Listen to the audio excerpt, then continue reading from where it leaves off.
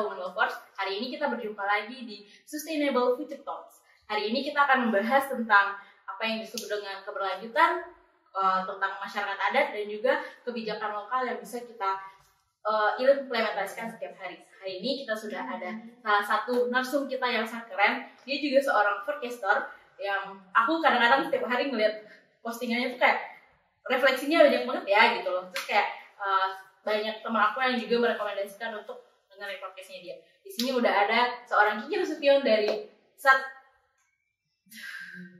Sabda Bumi. Oke, hai Kiki. Halo Rif. Selamat siang. Siang. Hari ini makan apa nih? Oke. Hari ini makan tadi nasi uduk tadi pagi. Oke, sangat lokal ya. Sangat lokal. Oke, Ki, sebenarnya kan perjalanan untuk menjadi Sabda Bumi itu kan panjang banget nih. Nah, sebelum ke situ, kita mau kenalin dulu nih, siapa sih seorang Kiki Nasution dan ingin dikenal sebagai apa? Oke. Nah, gue gak bisa milih satu ya. Oh, silakan. Jadi sebenarnya gue melabel diri gue tuh sebagai filmmaker dan fotografer gitu. Tapi kadang gue juga akhir-akhir ini menekuni dalam bidang podcasting. Sebenarnya nggak podcasting juga sih, cuman karena Sabda Bumi dia bentuknya sebagai podcast video, jadi mulai mendalami itu. Tapi kemarin juga baru mulai acting juga gitu kan, untuk film pendek. Saat ini kesibukannya sih lebih ke Sabda Bumi ya, ngurus ini karena lumayan memakan waktu, tapi juga seru banget gitu sih. Oke. Sabda Bumi itu sebenarnya makhluk apa nih? Coba dijelasin. Makhluk, oke. Sabda Bumi adalah entitas.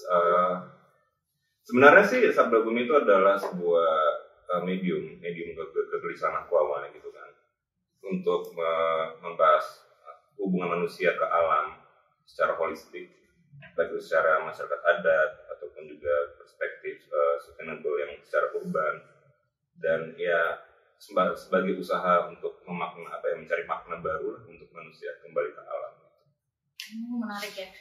Kan ada irisan nih antara filmmaker tadi, kemudian ada podcast. Nah, sebenarnya keterpanggilan lu untuk bikin Sabda Bumi itu apa gitu?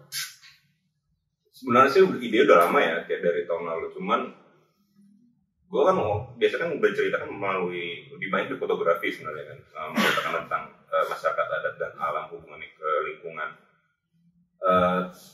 Semakin gue mulai sering mendatangi masyarakat adat dan juga membahas masalah isu lingkungan gitu kan, gue kok ngerasa kadang fotografi itu ada batasannya gitu loh. Maksudnya bercerita dengan foto itu kan sangat fragmented ya, maksudnya fragmen-fragmen, dan mungkin nggak semua orang bisa menerima secara penuh gitu kan. Jadi gue kepikiran ya mungkin medium yang paling efektif dan lebih universal, lebih gampang diterima ya podcast gitu kan, dan video podcast kan, secara visual dapat dan juga audio dapat. Jadi kayak sebagai obrolan dan mungkin orang lebih gampang menerima gitu. Kurang lebih gitu sih awal mulanya. Berarti dari hal yang disebut visual, kemudian lu coba untuk mengaudiokan bersama teman lu gitu. Benar. Nah, kemudian kan aku ngeliatnya banyak banget di podcast kamu tuh kamu ngambilnya nggak yang cuma urban, tapi perjalanan ke masyarakat adat, kemudian kayak pergi ke Mentawai lah, pergi ke Baduy, dan ada ke Semiotik gitu loh. Nah, apa sih yang membuat kamu tuh bisa menjangkau masyarakat adat tersebut? Kemudian apa sebenarnya, apakah keresahanmu yang membawa kamu ke masyarakat adatnya, atau memang yaudah gue pergi main dulu deh ke sana, terus pulangnya dapat keterpanggilan, ini menarik ya, cerita mereka bisa dibawakan kayak gitu. Sebenarnya fun fact, gue benar nggak peduli alam tuh mulai sejak pandemi. Oh iya? Jadi sebenarnya sebelum pandemi tuh gue benar nggak peduli dengan alam, gue benar kayak urban coffee shop gitu kan. Mulai ke pandemi itu semenjak gue waktu ngantor gitu kan. Ngantor di mana Ki? Adalah sebuah agensi gitu. Jadi ngantor terus tiba-tiba gue kayak atau merasa bosan gitu dan pengen travel gitu kan. Tapi kan waktu itu kan gue kan karena ngantor cuma bisa weekend doang. Terus akhirnya gue nanya temen gue yang sekantor juga kan, kira-kira gimana ya gue bisa weekend tapi travel cuma 2 hari doang, tapi pengen yang kultural gitu kan. Terus akhirnya udah ke Baduy aja Kak, ada suku Baduy tuh di Banten. Ada suku deket Jakarta. Gue bener zero knowledge kan gitu kan. Iya ini open trip-nya terus di Instagram. Yaudah akhirnya gue join open trip. Udah deh, dari perjalanan 2 hari itu kayak semacam katalis gue melihat apa ya, kayak ternyata ada way of life lain yang selain urban. Oke, berarti dari kebosanan hidup di Jakarta, lu menemukan satu space yang sebenarnya punya nilai kehidupan yang lebih bermakna gitu. Nah, dari perjalanan itu kemudian gue ngeliatnya ketika kita ngeliat masyarakat adat kan segmentednya kan oh ya udah mereka memang punya kehidupan sendiri nih. Tapi apa sih nilai-nilai yang sebenarnya kalau di setiap di Sabda Bumi itu kita ngelihatnya kan ada keterpanggilan lo tadi, kemudian ada nilai-nilai yang memang ternyata nilai ini tuh memang udah hidup di masyarakat gitu loh. Gimana lo membawakan nilai ini dalam podcast lo? Nilainya? Maksud lo lebih kayak gue mengimplementasikan apa yang gue pelajari dan podcast gitu. Mungkin gue tarik keluar lagi ya, maksudnya gue sebelum podcast kan gue lebih ke foto ya, dan gue share kan tulisan-tulisan gue publish di beberapa majalah dan media kan. Awalnya sih gue yang membuat gue ketertarikan gue ke masyarakat adat kan pertama Baduy gitu kan, dan gue belajar ya tentang batasan kan arti cukup gitu, dan berbagai semacam ilmu-ilmu sustainability yang menggunakan alam, hasil alam tapi juga tidak merusak gitu kan, dan itu kan digaungkan di sustainability western kan, dan itu akhirnya gue mulai sadar ternyata kayak Nusantara tuh masyarakat adat kita tuh udah menemukan itu dari ratusan tahun yang lalu gitu, dan gue mencoba mengekspos nilai itu dan ya membahas itu Sabda Bumi. Kalau sustainability itu makanya udah mengangkat kita nggak perlu mempelajari ulang tapi tinggal mengingat aja, dan mengimplementasikan. Karena kan kita hidup di urban, kita ngerasa kayak hilang banget nih kita dari akarnya. Benar. Menarik sih. Kemudian kan aku mau nanya ke selanjutnya, kan aku ngelihatnya ada kayak Mas Rumi, ada Anjani, kemudian juga ada ibunya Kinan gitu loh yang jadi narasum kamu nih. Gimana sih kamu bisa membawa mereka menjadi narasum kamu gitu? Nanya dong sih. Oh iya? Iya, soalnya kan yang di semua narasumber Sabda Bumi kan memang teman-teman semua ya gitu. Ya mungkin alasan gue kenapa milih ya teman-teman terdekat memang pertama gampang. Jadi gak ada segan gitu kan, dan secara conversation juga lebih nyambung kan, karena sebelum take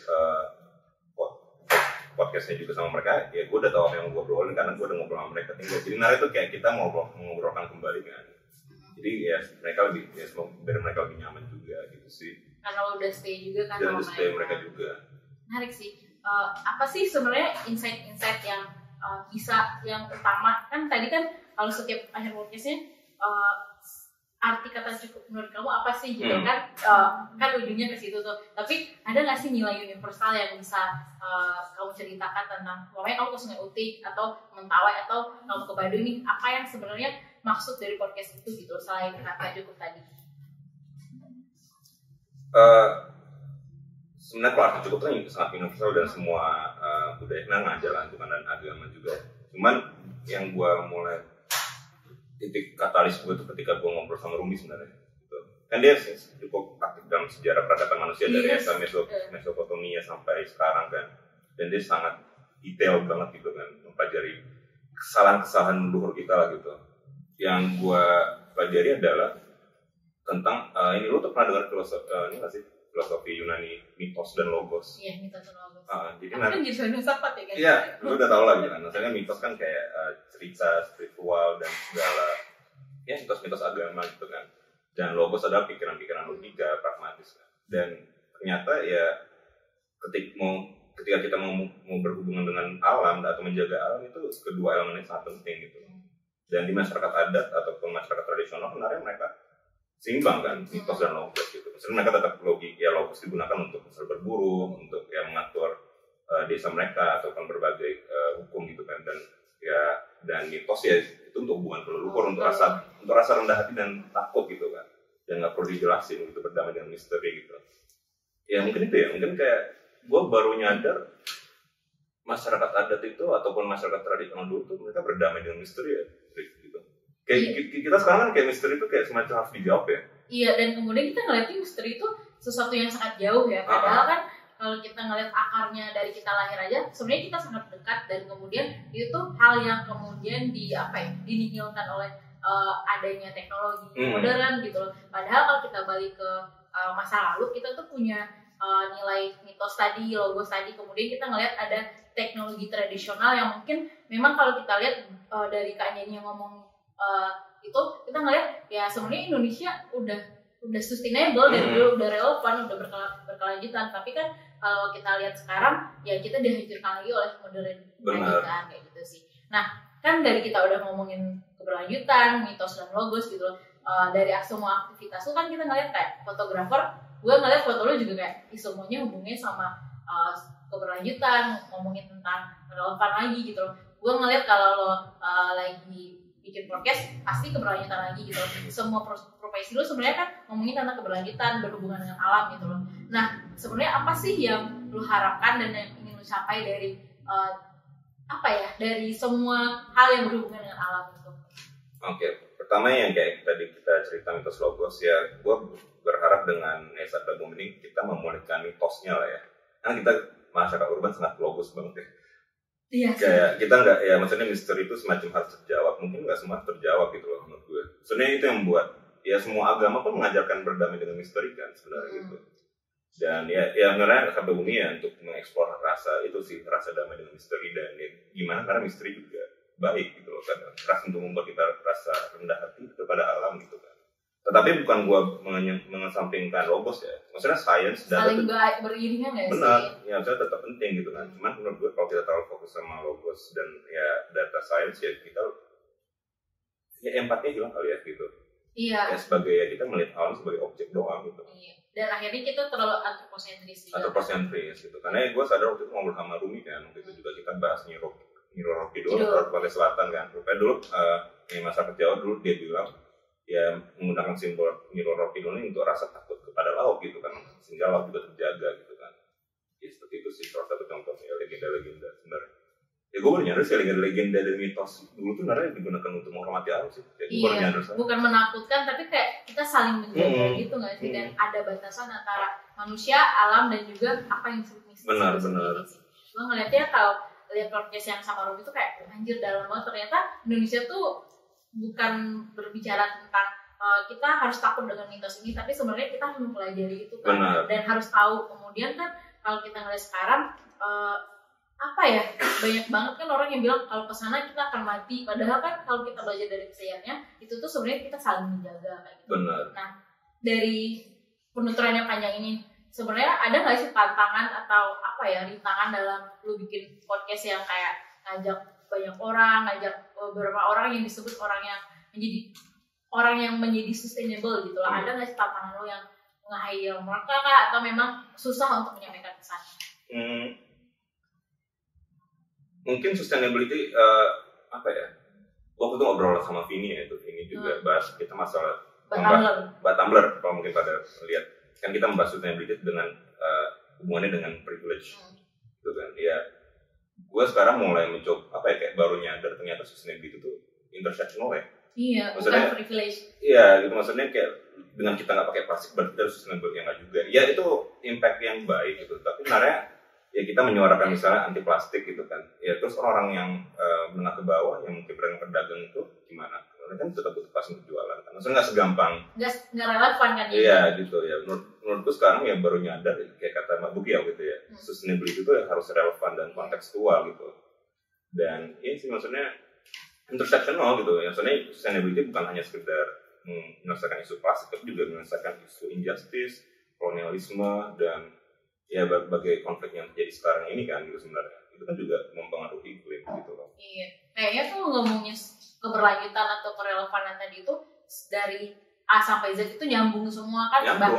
Bahkan kayak ya tujuan akhirnya adalah keberlanjutan gitu loh. Benar. Sebenarnya menurut gue ya, gue sekarang mandang climate change itu sebenarnya by product dari konflik manusia yang terselesaikan sih sebenarnya. Iya. Injustice okupasi lahan, kolonialisme, perusahaan hutan. Iya. Ya menurut gue selagi yang gue pelajari sejauh ini ternyata ya dengan narasumber yang keren-keren yang gue interview ini lah gitu kan, gue belajar banyak dari mereka sebenarnya kan.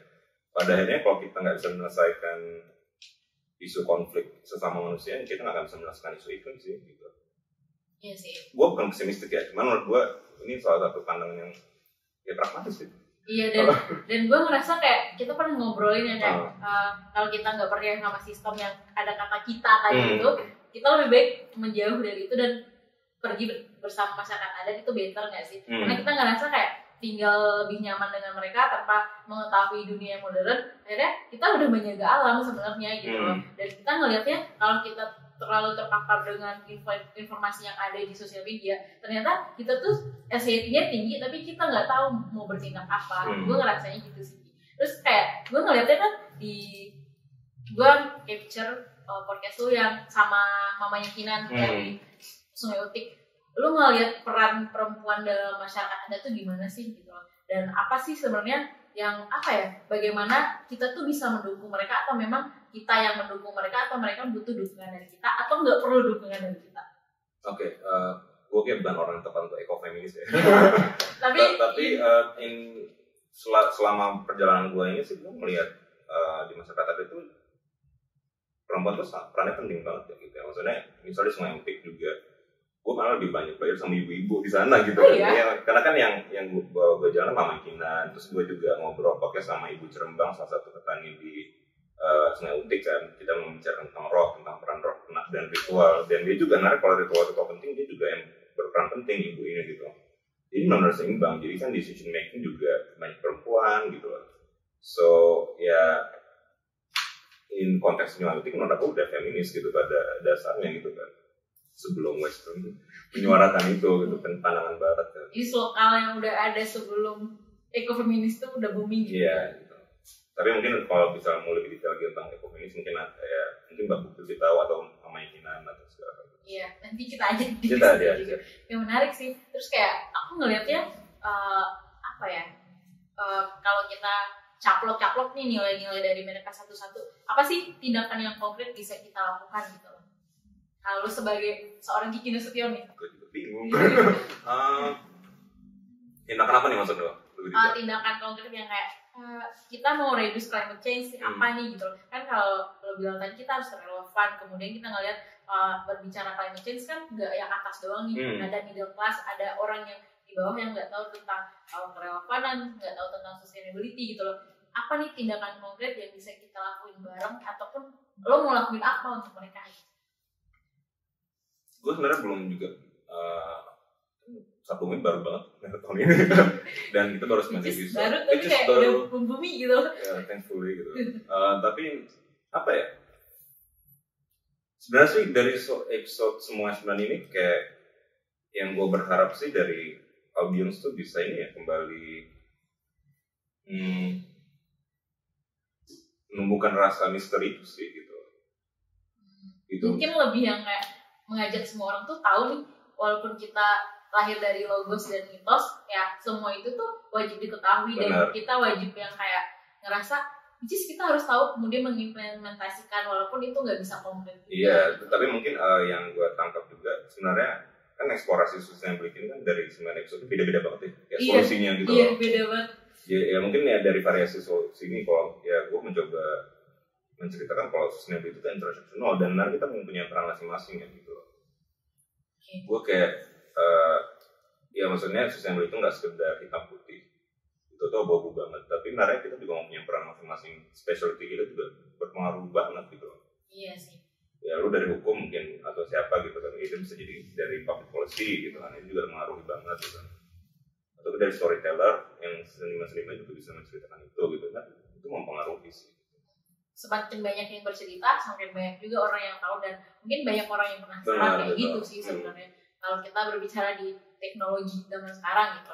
Nah, kan lo udah jelasin tadi nih, ada nggak sih inisiatif yang memang ingin inisiatif keberlanjutan yang ingin lo bangun bersama masyarakat adatnya?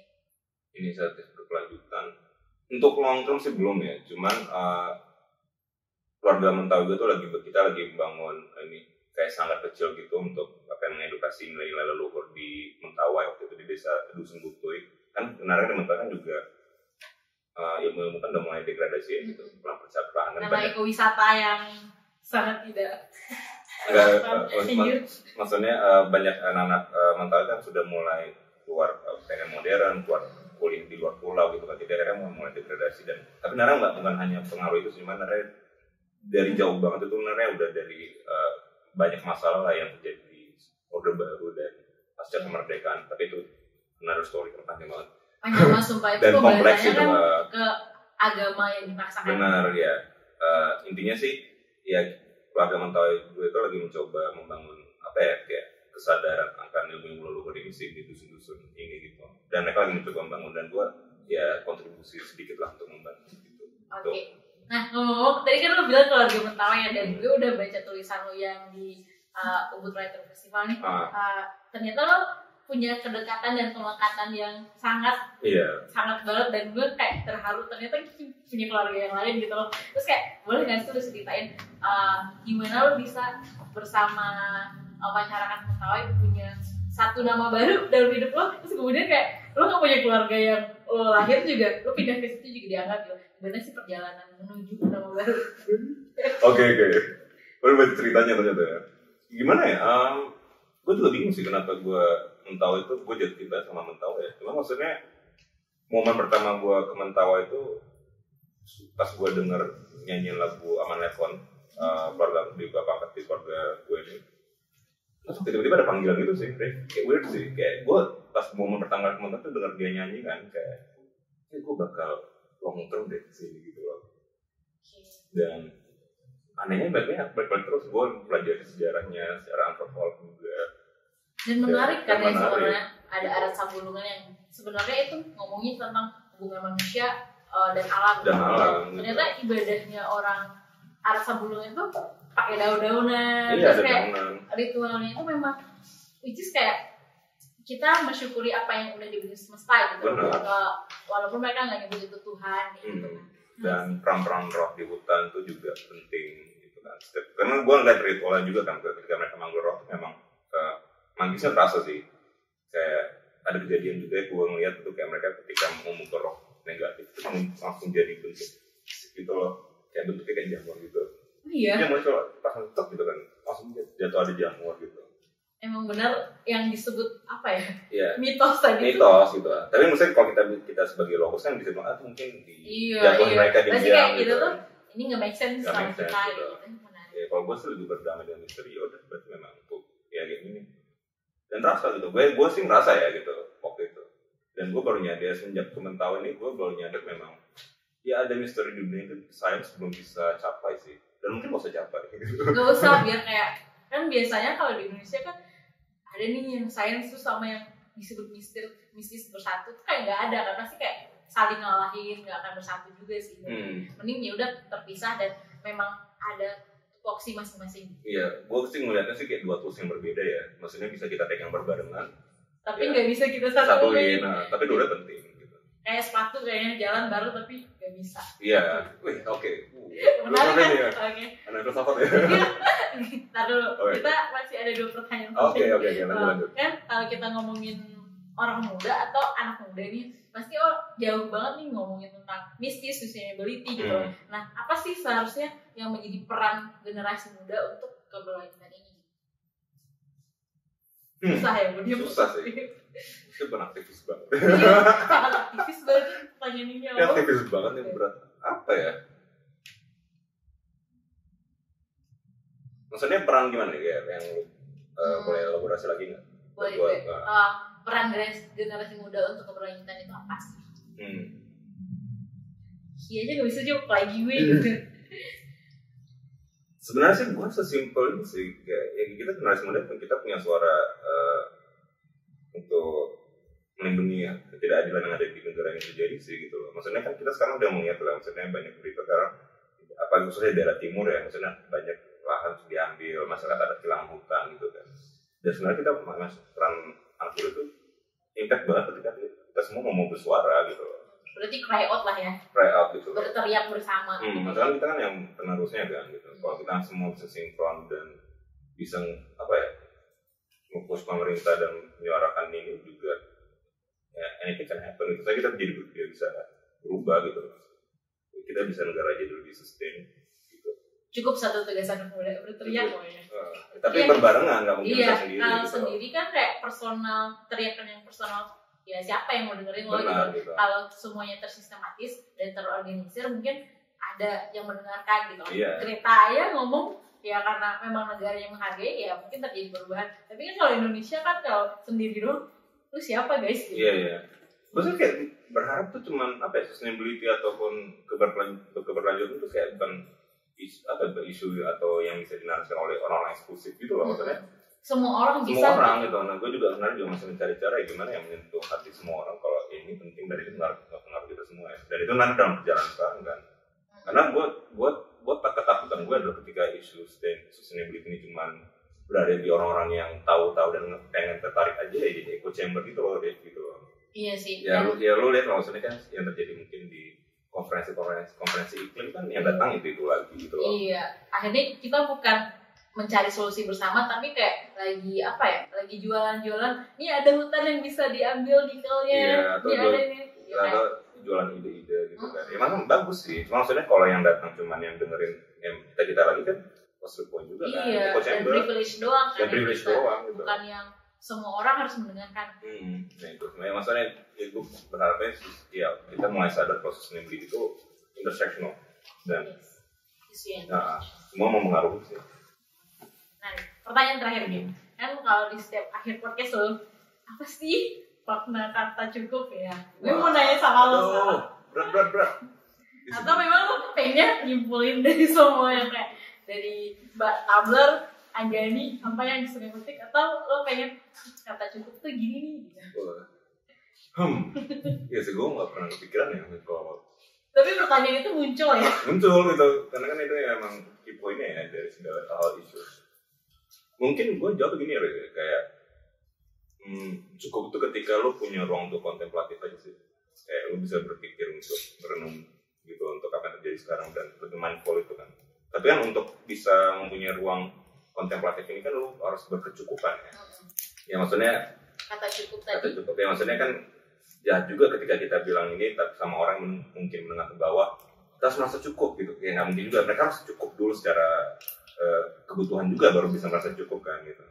Tapi juga orang yang berlebihan juga harus stop supaya mereka di titik seimbang ini kan supaya bisa merenung gitu kan ya. Kayak ngomongin emisi lah ya, emisi. Ternyata emisi yang banyak itu kan akhirnya yang terdampak krisis itu kan benar middle ke bawah nih. Tapi ternyata penghasil emisi terbanyak itu adalah orang-orang kaya gitu loh. Nah, jadinya nggak ada kesinkronan dan nggak ada orang yang mau turun dikit, nggak ada orang yang mau nyimbangin. Jadi kayak kata cukup tadi tuh nggak relevan juga.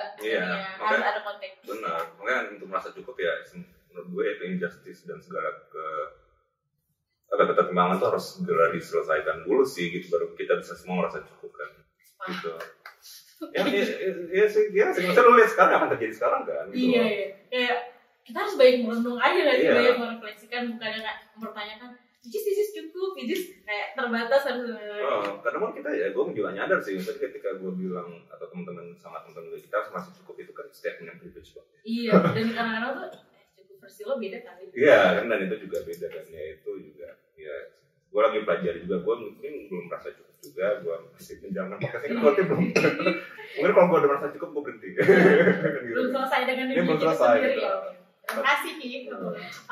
Teman-teman, hari ini kita udah ngobrol sama Kiki. Mungkin kita akan bertemu lagi di next episode dengan sustainable future selanjutnya. Terima kasih. Dadah.